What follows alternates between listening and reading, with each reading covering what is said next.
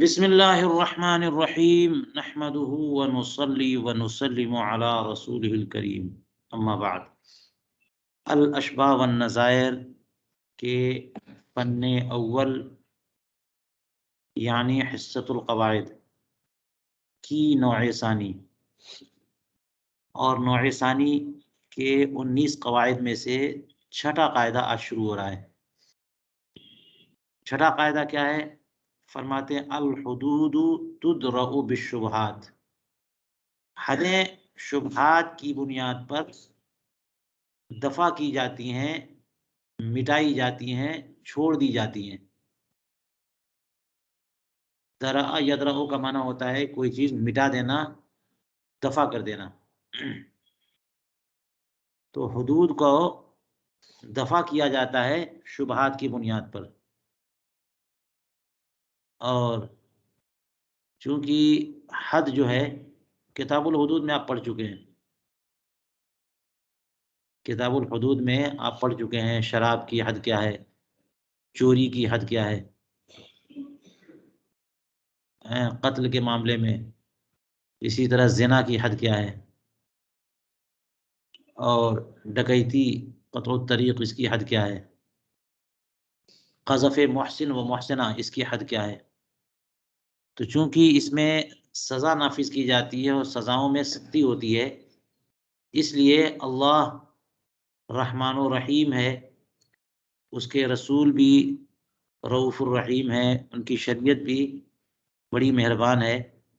सज़ाओं के मामले में ये तरीक़ेकार बताया है कि जब उसकी पूरी कार्रवाई मुकम्मल हो जाए, शक की कोई गुंजाइश बाकी ना रहे और मुकम्मल तौर पर यकीन हो जाए कि हाँ ऐसा हुआ है, उसका पूरा पूरा प्रोसीजर मुकम्मल हो जाए, तब जाकर के हद नाफिज की जाएगी। अगर कहीं भी कोई गुंजाइश निकली, शुबहा आ गया, तो हद जो है वो साबित हो जाएगी।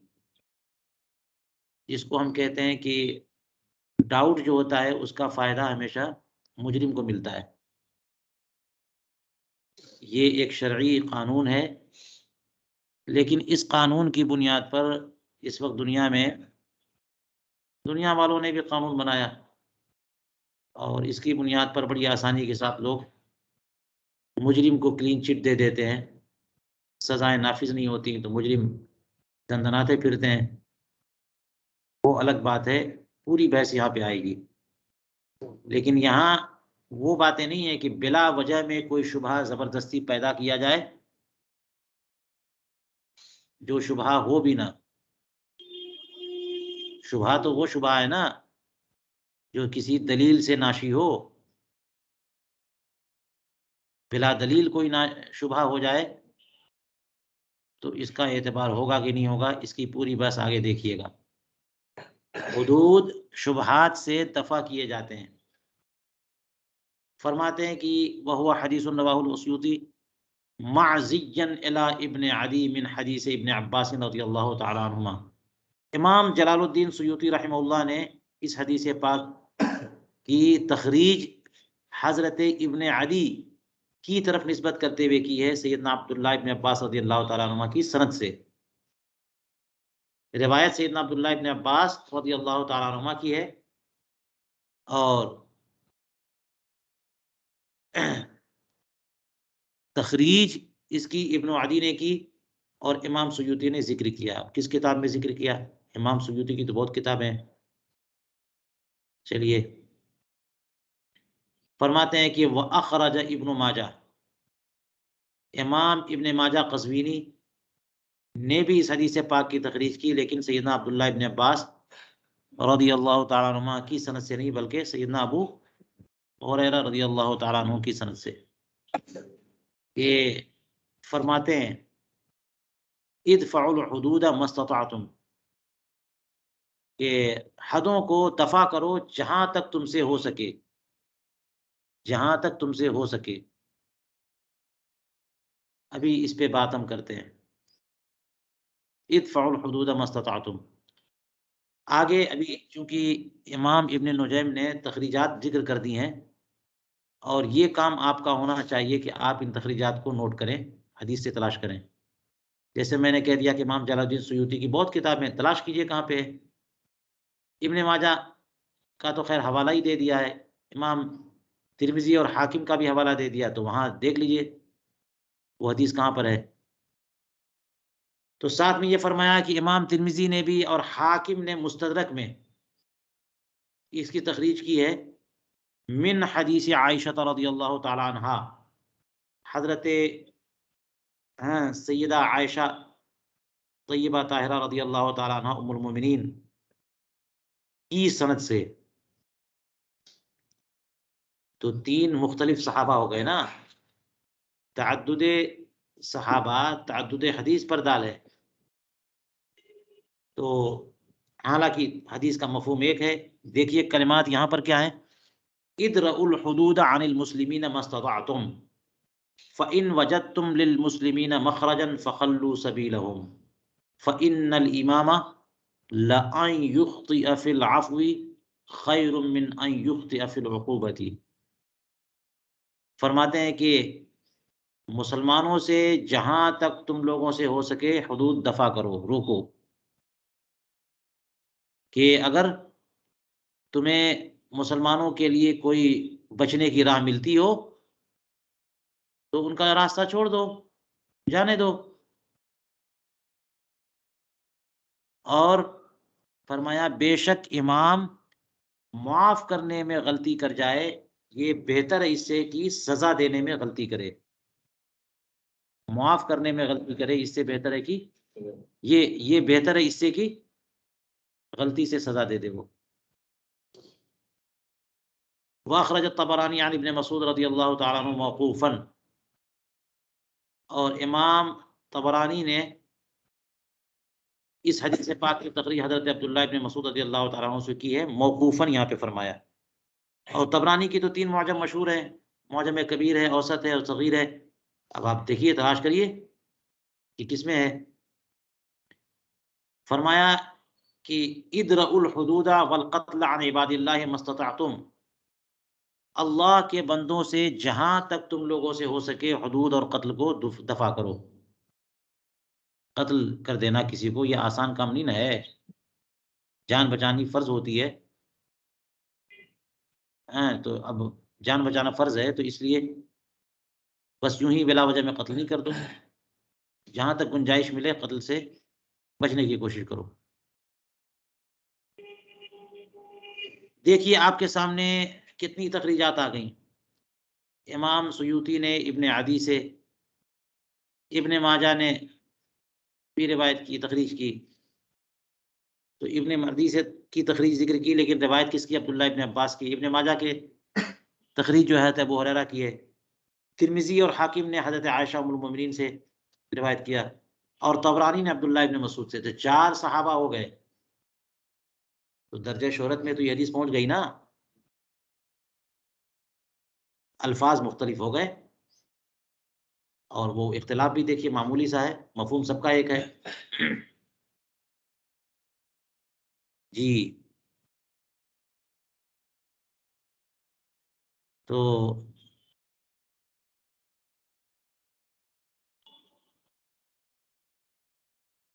पहली हदीस पाक जो है उसमें फरमाया इदफ़उल हुदूद मस्ततअतुम। दूसरी रिवायत में ये है कि मुसलमानों से जहाँ तक हो सके हुदूद दफ़ा करो, कोई राह बचने की निकल जाए तो छोड़ दो। कि इमाम मुआफ़ करने में गलती करे, ये इससे बेहतर है कि वो उक़ूबत में गलती करे। अब होता क्या है आजकल, ये शरीयत की खूबी है कि इसने सज़ाओं को बहुत हद तक महदूद किया है।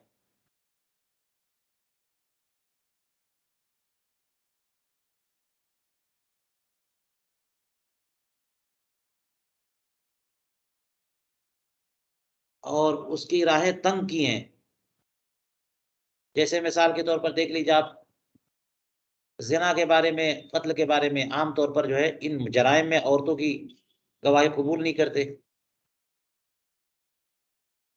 और 2 मर्दों की गवाही भी कबूल नहीं करते। ज़िना के मामले में 4 होने चाहिए।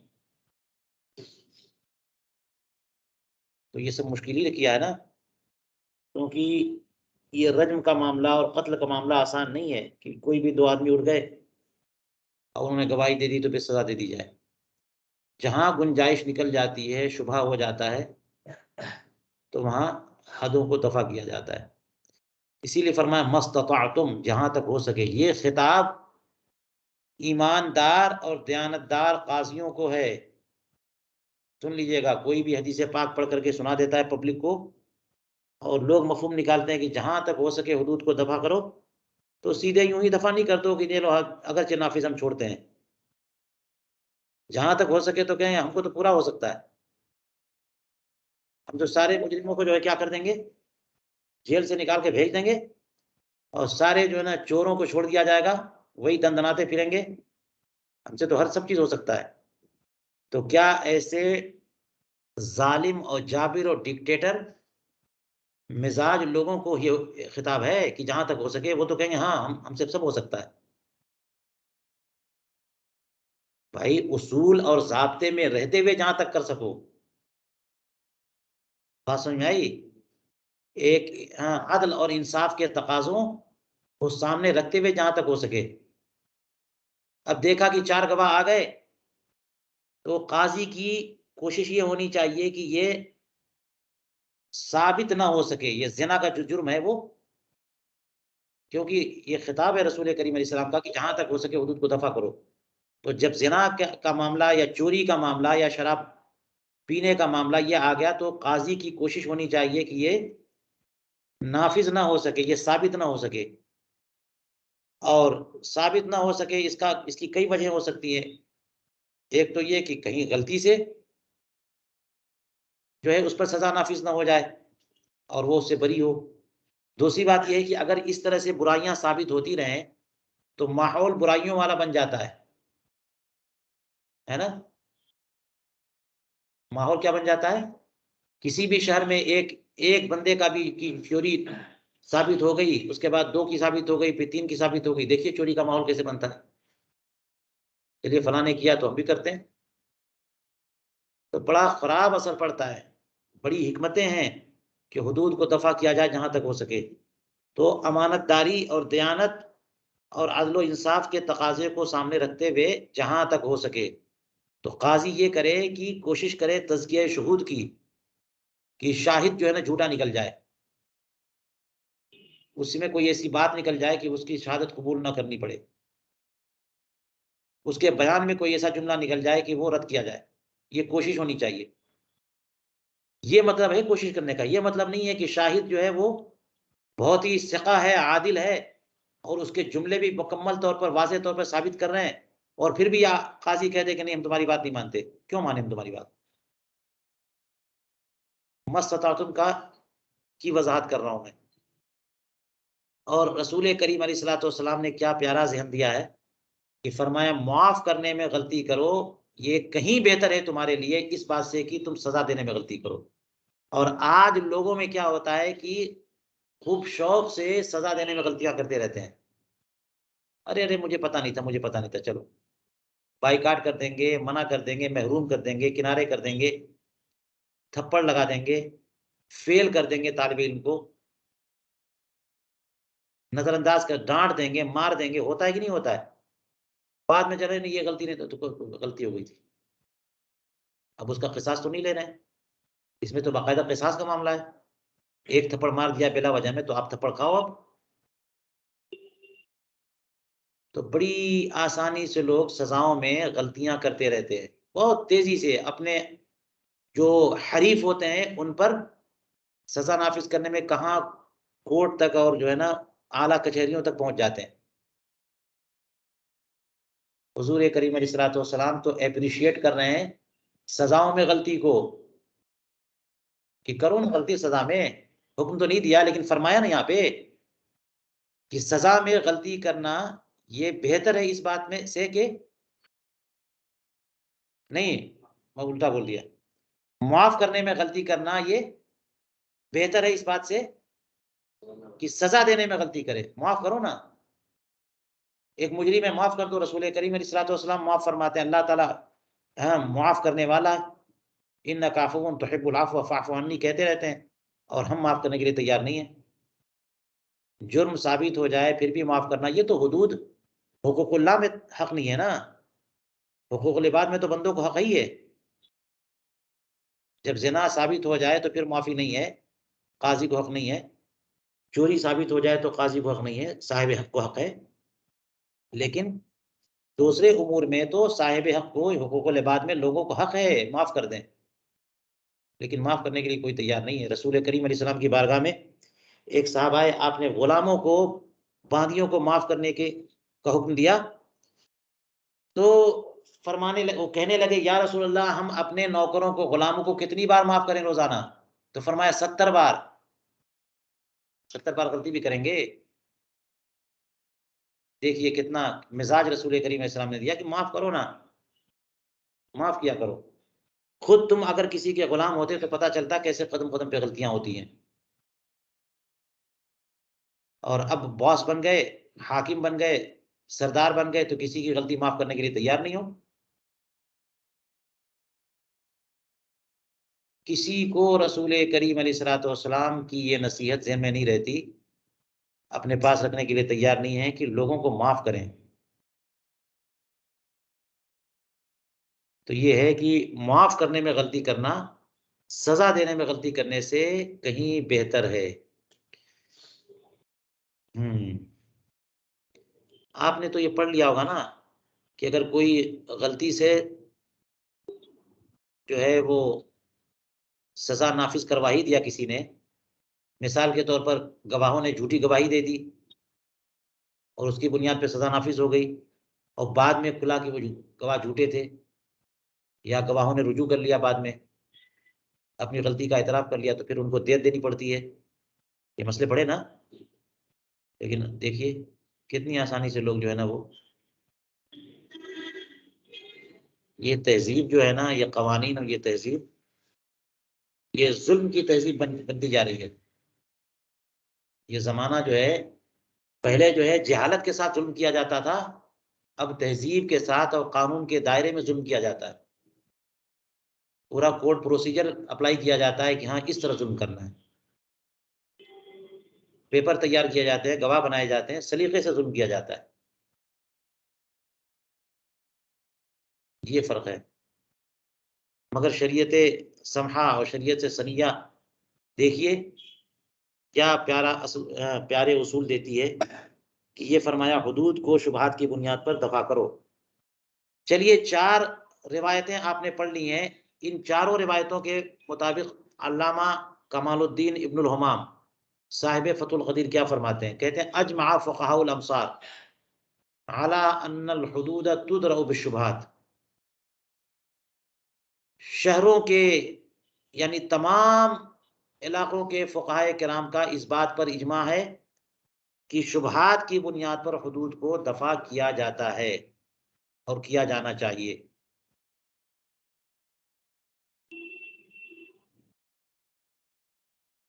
अच्छा, यहाँ पर गौर करिएगा, एक तो ये है कि शुबहात की बुनियाद पर हुदूद को दफ़ा किया जाता है।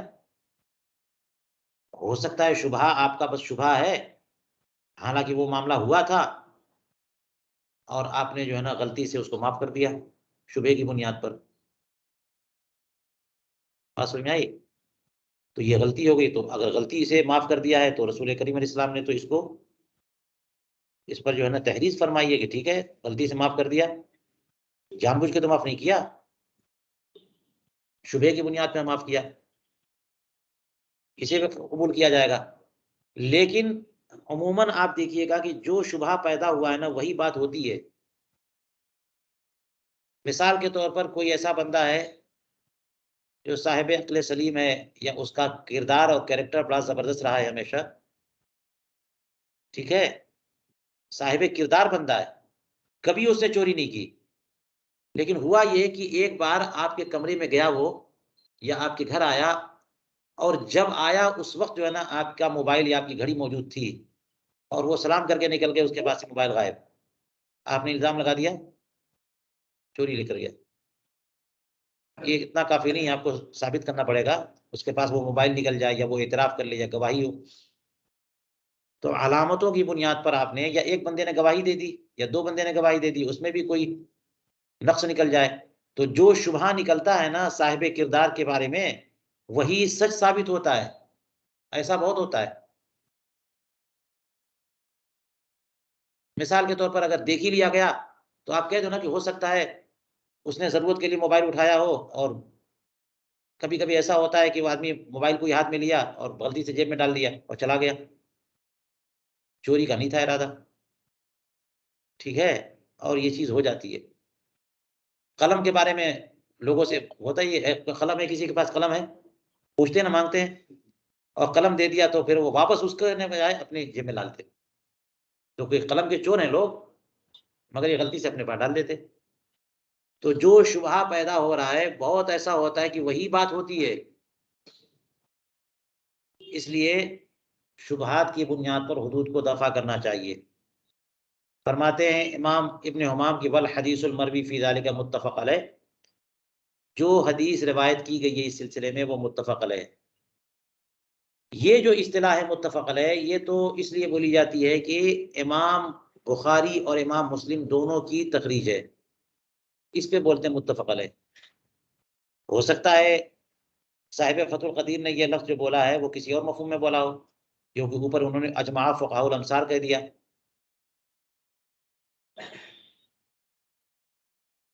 जी, कि सबका इत्तेफ़ाक है, यानी फ़ुक़हा का इत्तेफ़ाक है, या फिर यहाँ पे ये कहना चाह रहे हैं कि मुहद्दिसीन का इत्तेफ़ाक है, ना ये कि सिर्फ़ बुखारी और मुस्लिम की तखरीज है, क्योंकि ऊपर बुखारी और मुस्लिम की तखरीज का ज़िक्र तो किया नहीं इन्होंने। चलिए, फरमाते हैं व तलक़्क़तहुल उम्मतु बिल क़बूल, ये हदीस पाक मुत्तफ़क़ अलैह है और उम्मत ने इसे कबूल किया है। तलक़्क़ी बिल क़बूल जो है ये इतनी अज़ीम चीज़ है कि फ़ुक़हा फरमाते हैं कि इसकी बुनियाद पर हदीस पाक बहुत क़वी और मज़बूत हो जाती है। यहाँ तक कि अइम्मा हदीस ने भी लिखा कि अगर कोई ऐसी हदीस पाक हो, कोई ऐसी रिवायत हो कि सिरे से उसकी कोई सनद ही मौजूद नहीं है, मगर उम्मत ने उसे कबूल किया है, तो वो हदीस आला दर्जे की मानी जाती है। इसीलिए कहते हैं कि मुहद्दिसीन के नज़दीक सेहत हदीस की शर्तें मुख्तलिफ हैं, अलग हैं, और फ़ुक़हा के नज़दीक सेहत हदीस की शर्तें अलग हैं। दोनों का मेयार अलग-अलग है। लगता है मुहद्दिसीन तलक़्क़ी बिल क़बूल को कोई ज़्यादा अहमियत ना दें, वो सनद को अहमियत दें कि हदीस जो है ना, सनद देखिए रिजाल कैसे हैं, तुरुक़ कितने हैं, सारे के सारे रिजाल सिक़ा हैं कि नहीं है, कोई ज़ईफ़ तो नहीं है।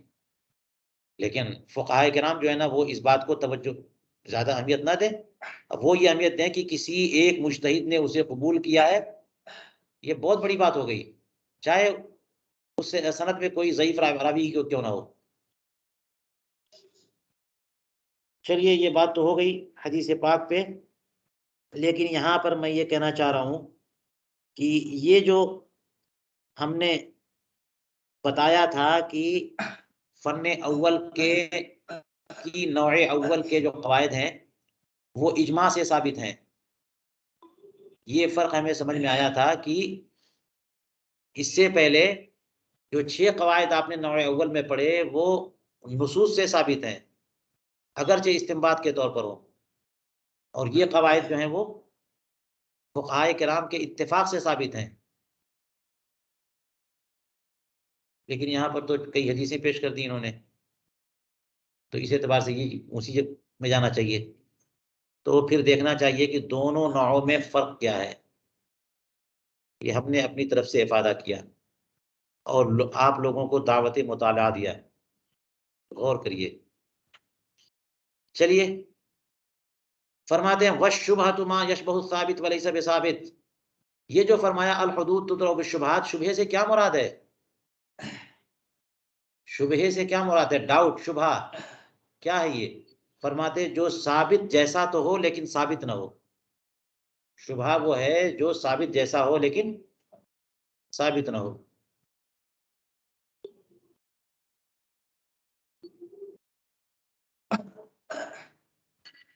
यहाँ पे मिसाल के तौर पर एक बात मैं बताऊं कि शुबहा जो साबित जैसा हो लेकिन साबित ना हो, आगे मिसालों से ये बात बहुत वाज़ेह हो जाएगी, लेकिन यहीं पे मैं अर्ज़ करता हूँ कि जैसे अपने बेटे की बांदी से वती करना जायज़ है या हराम है? हराम है। किसी ने कर लिया तो उस पे सज़ा नाफ़िज़ होगी कि नहीं होगी ज़िना की? नाफ़िज़ नहीं होगी। क्यों? शुबहा है। क्या शुबहा है? अब शुबहे पे बात करते हैं हम। शुबहा ये है कि रसूल करीम अलैहिस्सलातु तस्लीम का इरशाद गिरामी है, अंत व मालुका लिअबीक, बहुत गौर से सुनिए, अंत व मालुका लिअबीक, तुम और तुम्हारी जायदाद सब तुम्हारे बाप की। इसी हदीस पाक की बुनियाद पर फुक़हा फरमाते हैं और आप नफ़क़ात के बयान में पढ़ चुके हैं कि अगर बाप मोहताज है तो बेटे का माल बाप बिला इजाज़त खा सकता है। हालत ग़िना में नहीं बल्कि हालत एहतियाज में बाप की सारी बेटे की सारी मिल्कियत बाप की भी मिल्कियत है, यानी उस पर उसका हक है। क्योंकि रसूल करीम अलैहिस्सलाम ने बेटे को क्या फरमाया कि तुम और तुम्हारा माल सब तुम्हारे बाप का, है ना? ये बात हदीस पाक है, दलील है कि उसका माल बाप का भी है, यानी बाप का हक है। तो ये तो हदीस पाक है ना, अंत व मालुका, और लफ्ज़ माल अपने अमूम से बाँदी को भी शामिल है कि नहीं है?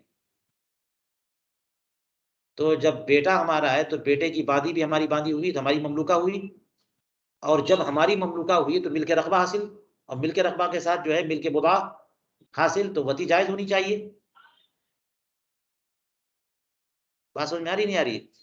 तो ये तो वती जायज़ हुई, तो ज़िना नहीं है, और जब ज़िना नहीं है तो हद कैसी? ये है दलील, जो लगती है कि साबित जैसी लेकिन साबित नहीं है।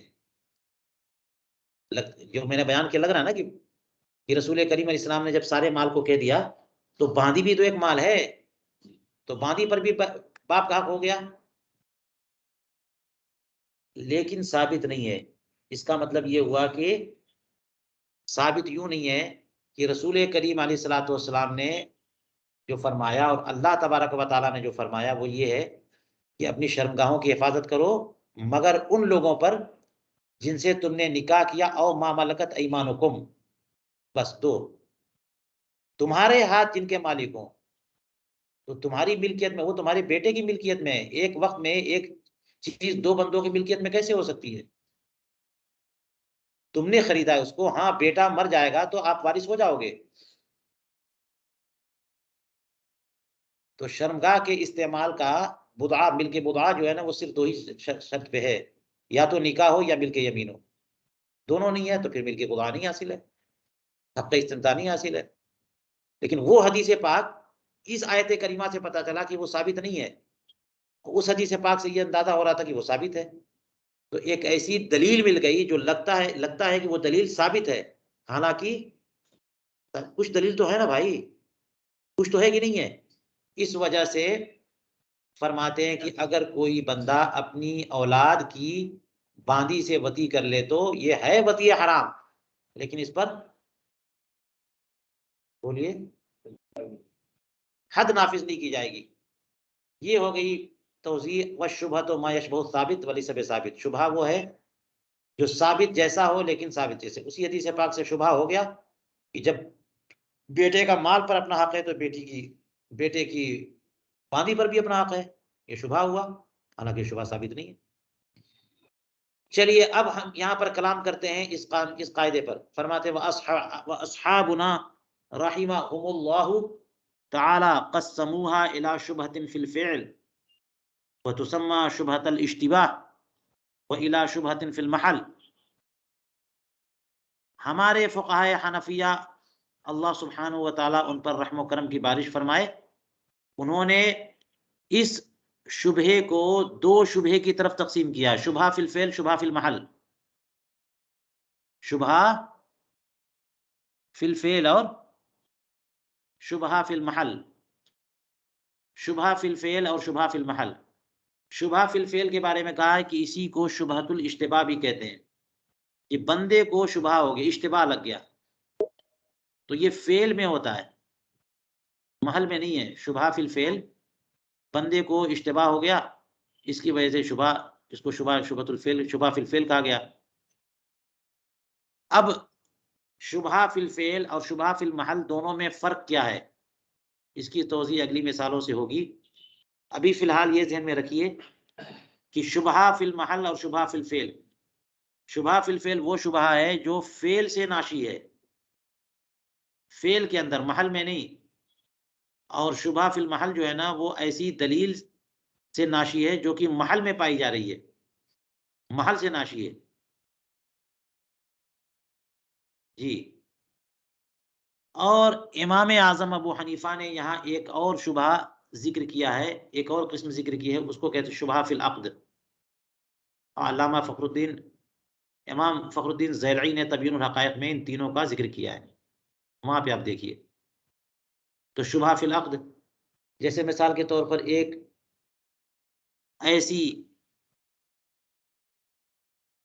ख़ातून जिससे निकाह हराम है, उससे निकाह कर लिया जाए, तो क्या निकाह करने की वजह से वो हलाल हो गई? या मुअतद्दा एक ज़ौजा है, उसको तलाक दे दी और वो इद्दत में है, और उस पर जिसको जमा करना हराम था, यानी उसकी बहन, तो पहली वाली इद्दत में है, इद्दत की मौजूदगी में दूसरी बहन से जो है ना उसने निकाह कर लिया, तो अक़्द की वजह वजह से शुबहा पैदा हुआ, क्योंकि अक़्द हुआ है, तो हो सकता है ये हलाल हो।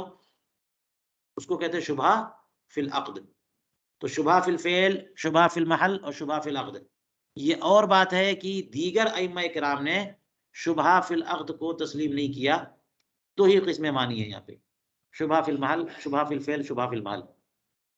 फरमाते हैं फल ऊला ततहक़्क़क़ु फ़ी हक़्क़ि मन इश्तबहा अलैहिल हिल्ल वल हुर्मतु। पहला वाला शुबहा यानी शुबहा फिल फ़ेल वो पाया जाता है उसके हक़ में कि जिस पर हिल्ल व हुर्मत मुश्तबा हो जाए कि ये अमल हलाल है या हराम है। फ़ज़न्ना गैर दलील दलीलन, तो उसने ऐसी चीज़ को जो दलील नहीं है उसे दलील मान लिया, हालाँकि वो दलील नहीं थी। फला बुद्द मिन अज़्ज़न, तो ज़न उसका ज़रूरी है। व इल्ला फला शुबहत असला, वरना यहाँ पे कोई शुबहा ही नहीं होगा। वो सोचे बंदा, उसने सोच लिया, उसने समझ लिया, उसकी समझ का कसूर है। तो आदमी अपने समझ के ही हिसाब से ना मुकल्लफ होता है। उसने समझ लिया कि ये हलाल है, हालाँकि हलाल नहीं है। हिल्लत और हुर्मत उस पर मुश्तबह हो गई।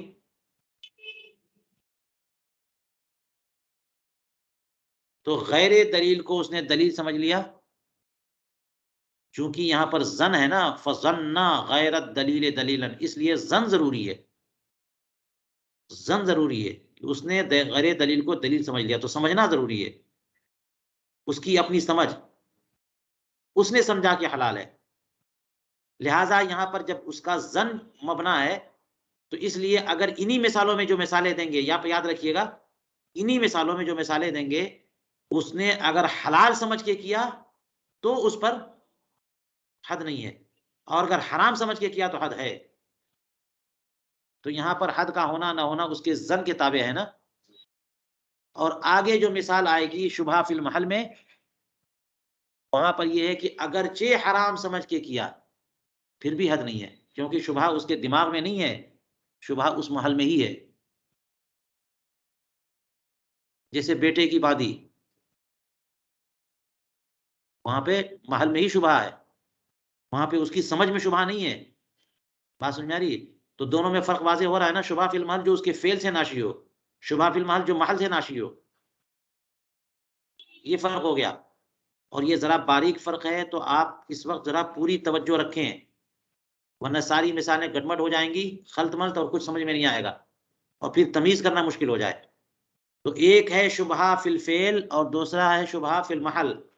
पहले पर कलाम कर रहे हैं कि पहला शुबहा फिल वो है, शुबहा फिल फ़ेल, कि जिस बंदे पर हिल्ल-व-हुर्मत मुश्तबह हो जाए और वो बंदा गैर दलील को दलील समझने लग गया, लिहाज़ा यहाँ पर ज़न ज़रूरी है।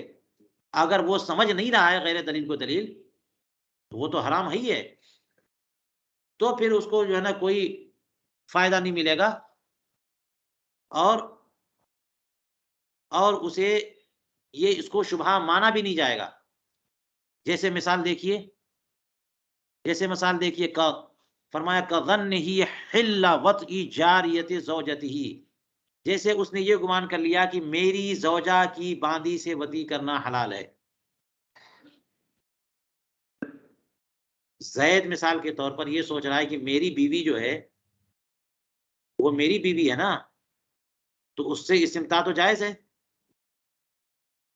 मुझे मिल्के बुदआ हासिल है, इस्तिमता जायज़ है और उसकी बांदी उसी की तो ममलूका है, तो उससे भी मुझे इस्तिमता करना जायज़ है। ये अगर वो समझा हुआ है और इस तरह से इस्तिमता कर लिया तो उस पर हद नाफ़िज़ नहीं होगी। और अगर वो समझता है कि हराम है और इस्तिमता कर लिया तो हद नाफ़िज़ होगी। फ़र्क समझ में आया कि नहीं आया? जैसे मिसाल के तौर पर उसका अपनी ज़ौजा की बांदी से वती की हिल्लत का गुमान करना या अपने वालिद की बांदी से वती की हिल्लत का गुमान करना या अपनी वालिदा की बांदी से वती की हिल्लत का गुमान करना। अब मैं ये बोलता जा रहा हूँ, इससे आप बताइए कि अभी ये किस पर अत्फ़ है?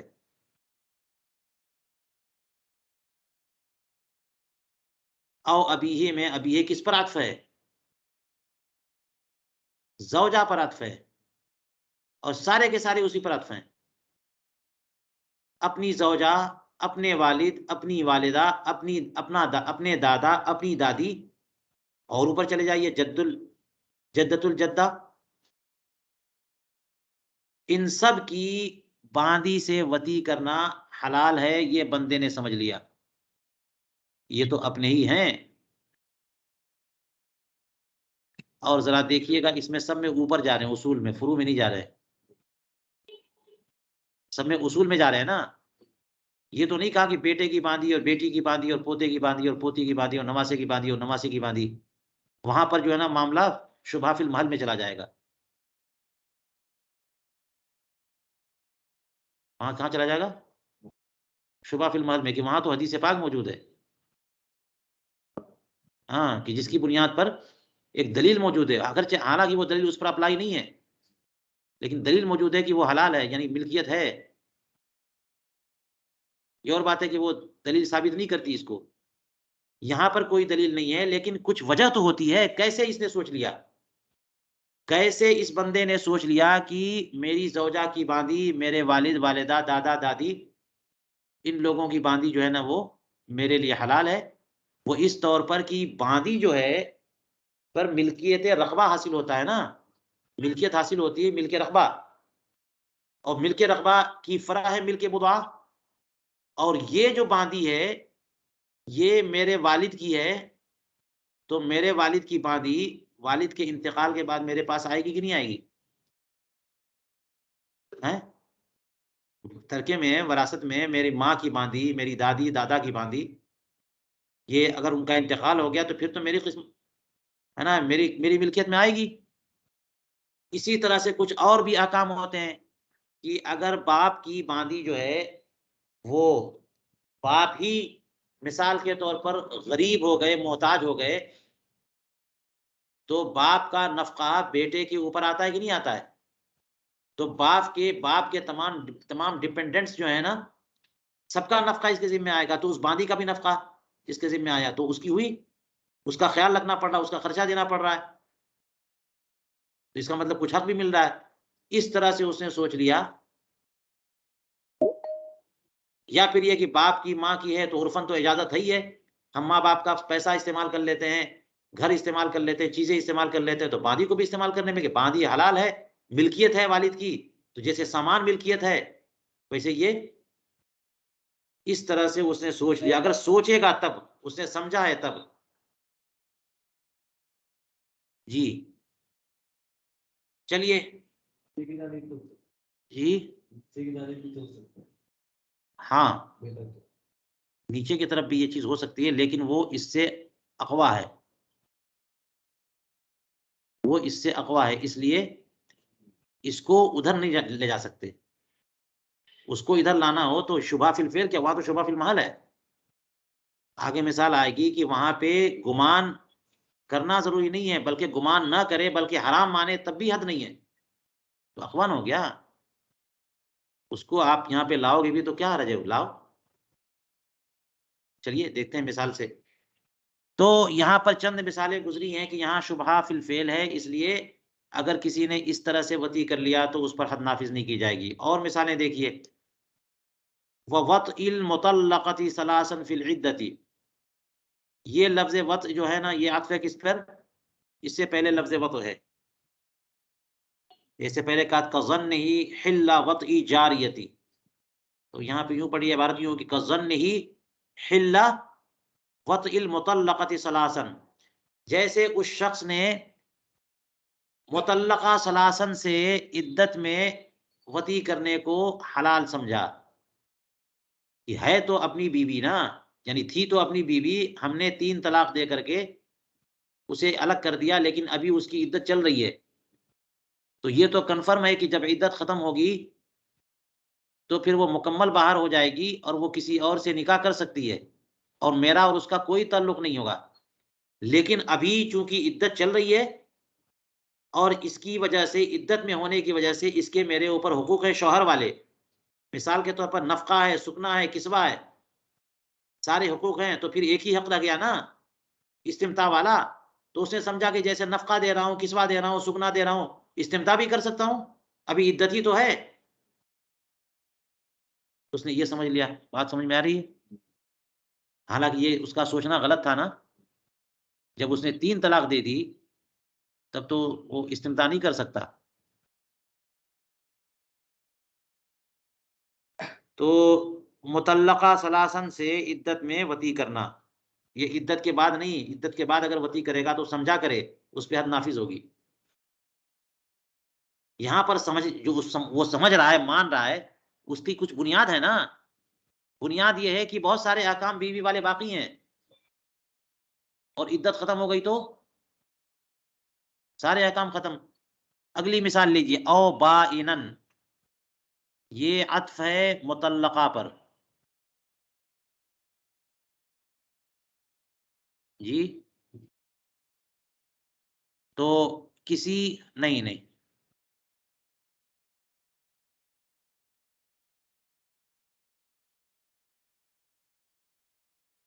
ये अत्फ़ है सलासन पर।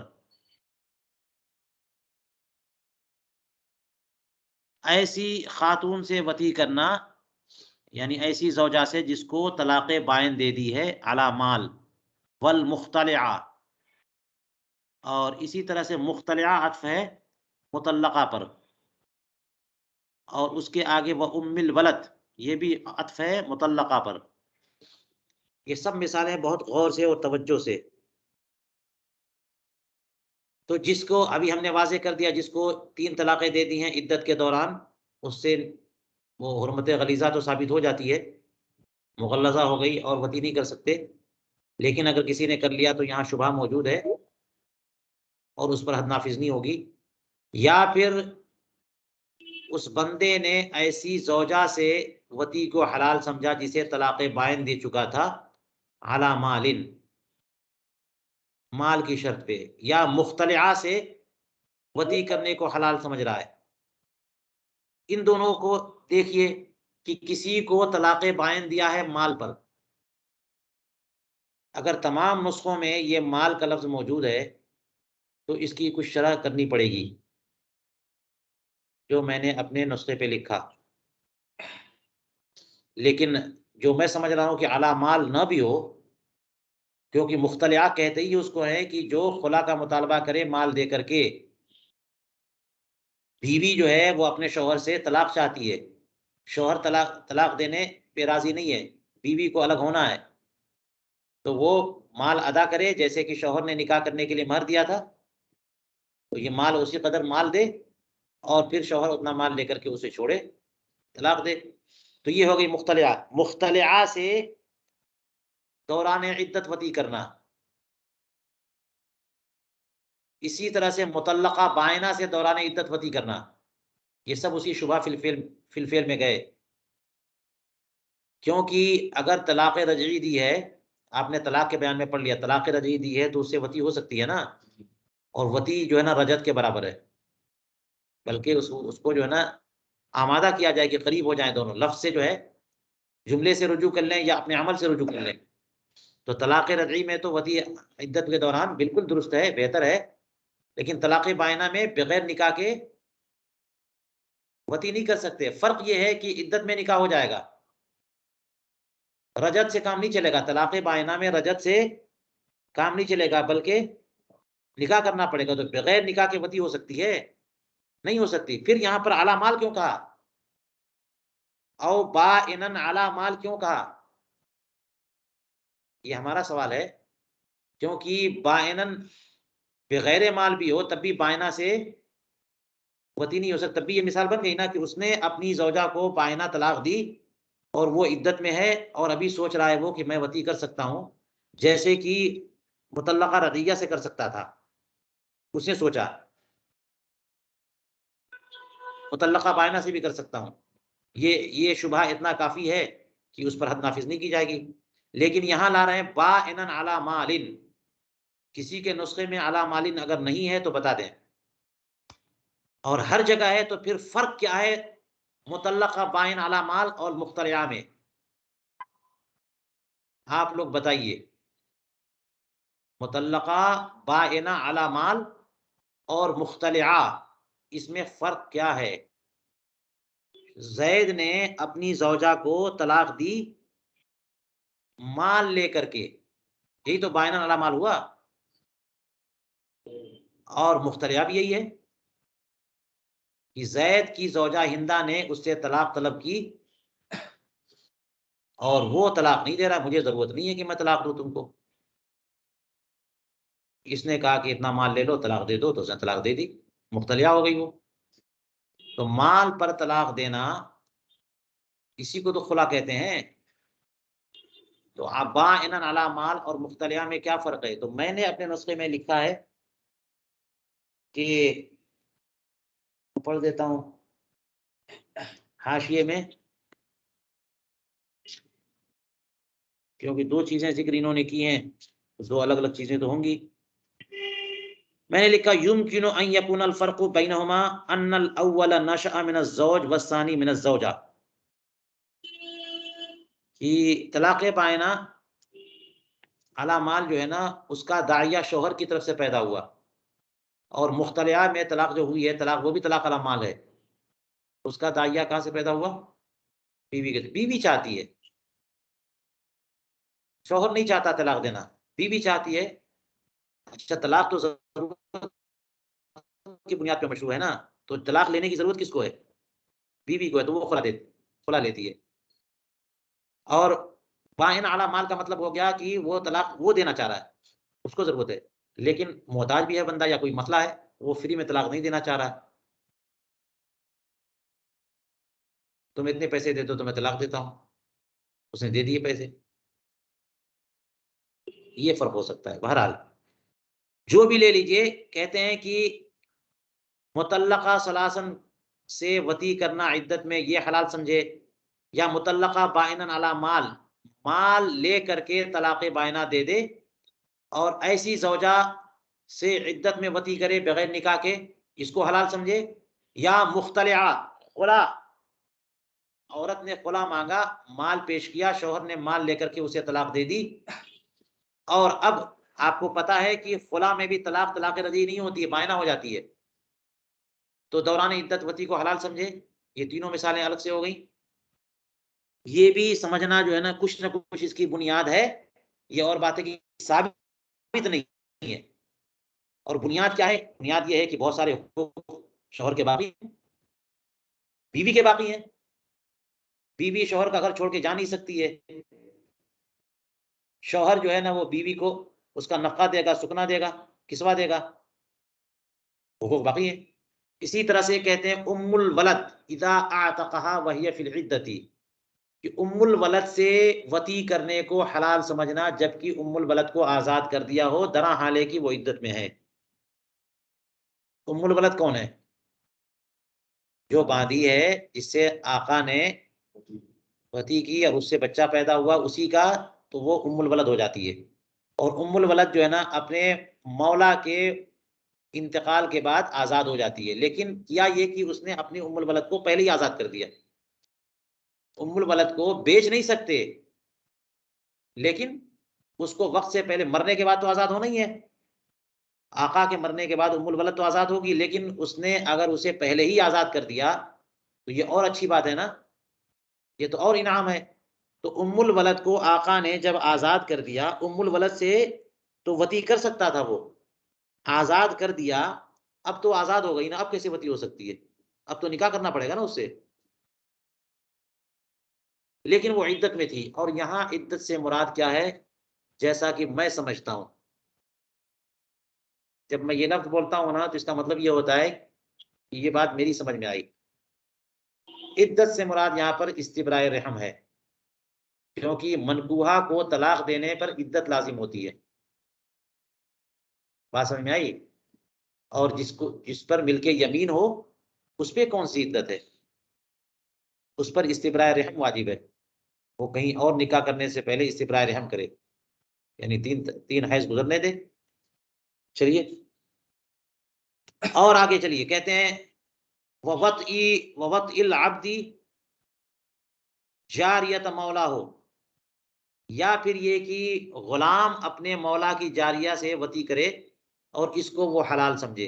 गुलाम जो है अपने आका की बांदी से वती को हलाल समझ रहा है, वैसा कर रहा है, तो यहाँ भी शुबहा मौजूद है।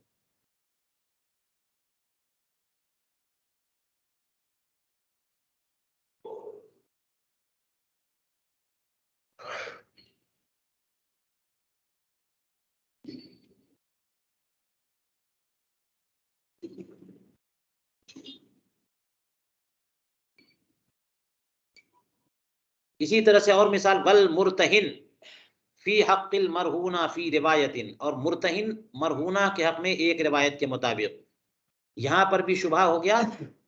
तो शुबहा जो है ना वो मुस्क़िते हद होगा।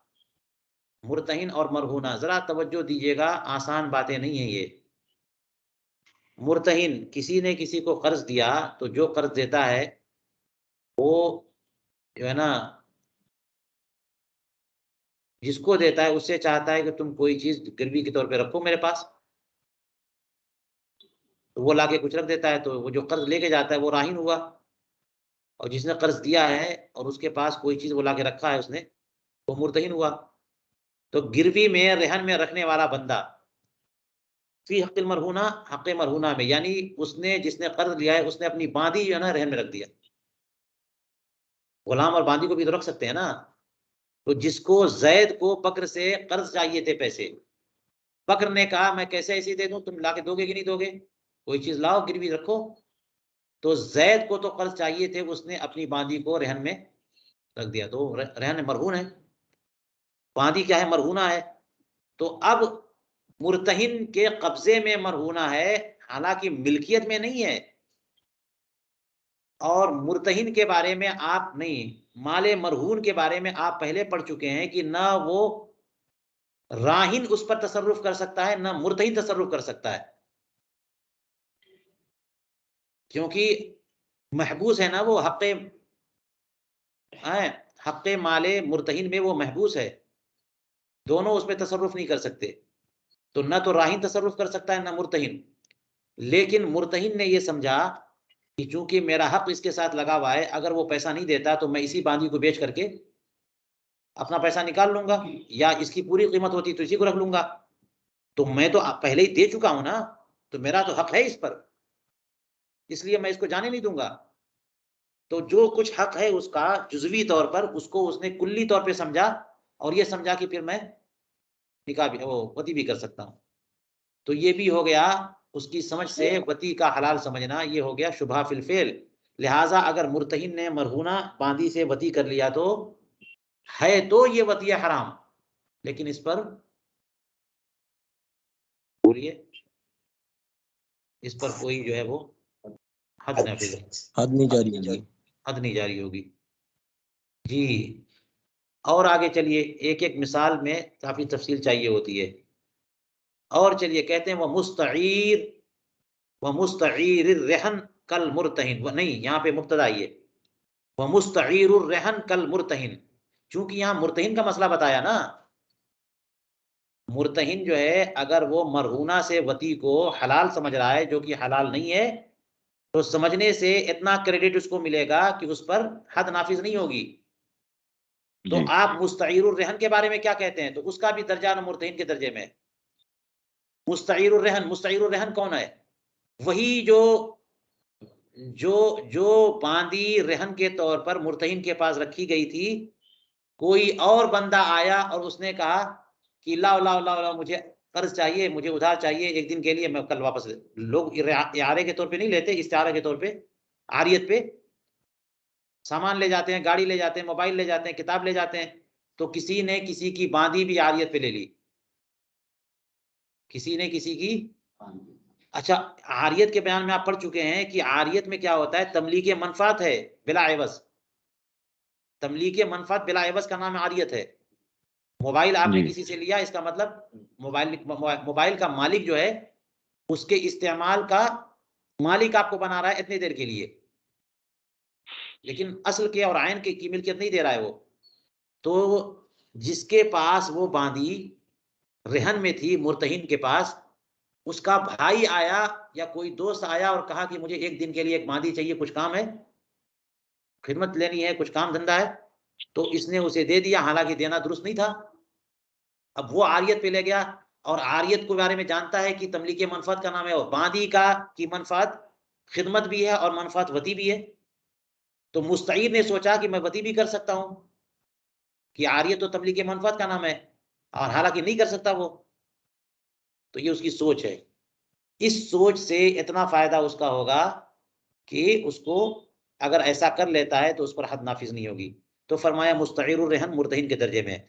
फफी हादिहिल मवादि, देख लीजिएगा आप लोग कितनी मिसालें गुजरी हैं, सब पर नंबर दे दे करके अलग कर लीजिएगा ताकि सब चीजें आसान हो जाए। फरमाया फफी हादिहिल मवादि ला हद, इन तमाम मकामात पर, इन तमाम मिसालों में हद नाफिज नहीं होगी। इदा काला ज़ननतु अन्नहा तहिल्लु ली, जबकि वो बंदा ये बोले कि ये लड़की जो है ना या ये बांदी मेरे लिए हलाल थी। पहले ही बताया कि उसकी समझ जरूरी है, वो समझे, वरना कहते हैं वलौ काला अलिम तो अन्ना हरामुन अलैया वजबल हद, अगर वो ये कह देता है कि मुझे पहले से पता है कि ये बांदी मेरे ऊपर हराम है, तो हद नाफिज होगी, क्योंकि महल में तो शुबहा नहीं है, फेल में शुबहा है।